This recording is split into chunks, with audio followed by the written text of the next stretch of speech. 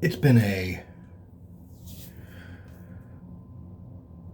ongoing discussion, sadly enough. One that my therapist and me kind of argue about. Well, I wouldn't say argue, but we discuss it quite heavily, actually. But I came into contact with someone and we started to discuss it pretty deeply, and of course, I made her mad as well. But there's a reason. I've talked about it before on here, so I wanted to touch up again. My theory on chairs. You see, everybody believes that we have our own self worth, which is great.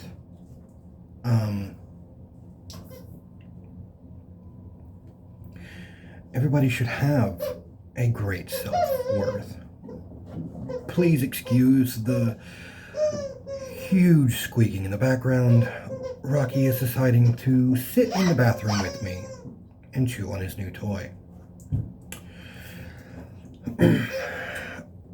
Everybody should have their own self worth. But it's hard to determine what our self-worth is unless other people validate them.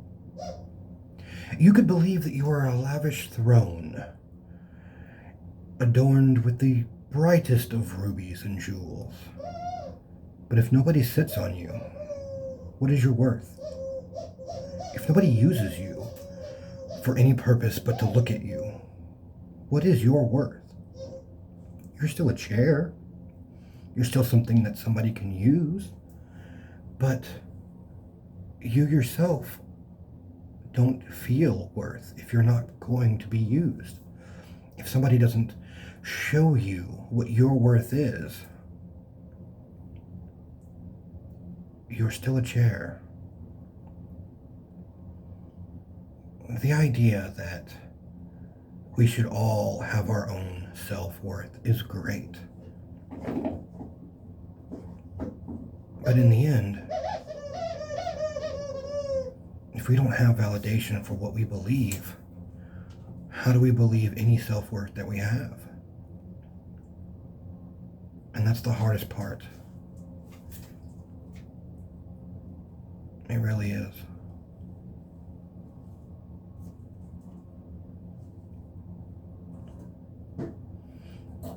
And my therapist doesn't like when I talk about that because of the fact of if I have no self-worth, because I have to have it validated by other people, it's hard for me to rise up.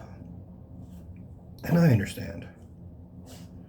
But no amount of me being in charge of what I believe I'm worth and what I deserve means I'm going to get those things. And if I don't get those things that I already believe that I should have, then am I actually truly worthy of it? Do I actually deserve it?